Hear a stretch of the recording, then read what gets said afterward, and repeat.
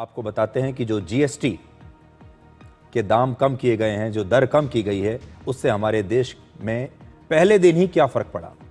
भारत को dead economy बताने वाले लोगों के चेहरे आज बिल्कुल उतरे हुए हैं।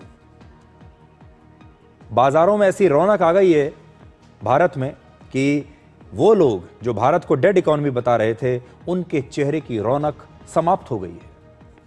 22 सितंबर से जीएसटी की घटी हुई दरें लागू हो गई और एक ही दिन में 50,000 से ज्यादा गाड़ियां हमारे देश में बिक गई। यह अपने आप में एक रिकॉर्ड है।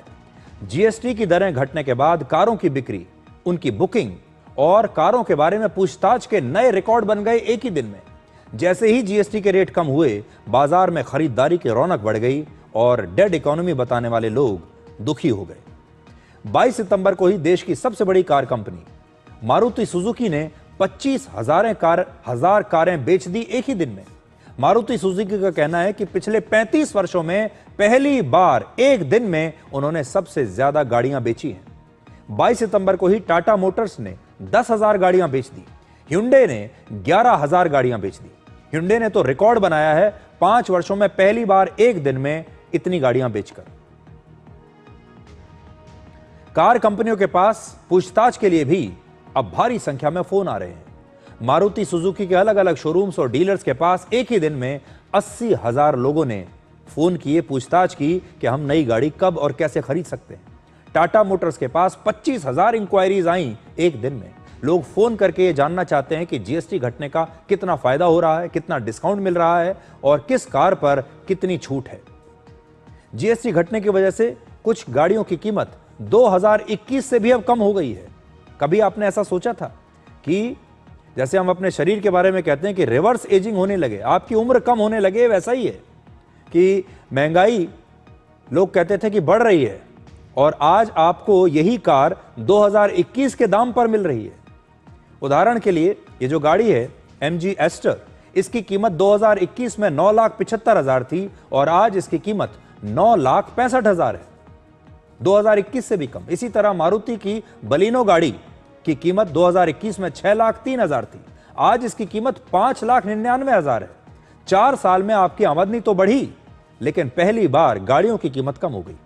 जीएसटी घटने के पहले दिन का रिपोर्ट कार्ड यह बता रहा है कि आज हमारे देश में लाखों लोग जो अब तक गाड़ियां खरीद नहीं पा रहे थे, सिर्फ गाड़ी खरीदने का सपना देखते थे, आज उनकी जेब में नई गाड़ी की चाबी है।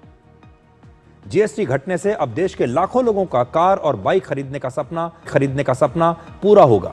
आज ऑटो सेक्टर में करीब 3 करोड़ लोग काम करते हैं और अगर ऑटो सेक्टर में मांग बढ़ती है तो उत्पादन भी बढ़ेगा और रोजगार के मौके भी आगे की वजह से बहुत खुश है। लेकिन जिनके पास सोना और चांदी है, उनके लिए भी आज एक बहुत बड़ी खुशखबरी है। हमारे देश में सोने ने फिर से एक नया रिकॉर्ड बना दिया है। आज 10 ग्राम 24 कैरेट सोने की कीमत 1,18,900 रुपए हो गई है। इस साल 1 जनवरी को सोने की कीमत 78,000 रुपए थी, यानी पिछले 8 महीनों में सोना 40,900 रुपए महंगा हो गया है। देखिए सोने की कीमत कहां से कहां चली गई। इसी तरह चांदी की कीमत भी नया रिकॉर्ड बना रही है। आज 1 किलो चांदी की कीमत 1,49,000 रुपए है और इस साल की शुरुआत में 1 किलो चांदी की कीमत 90,500 रुपए थी। पिछले 8 महीने में चांदी 58,000 रुपए महंगी हो गई है।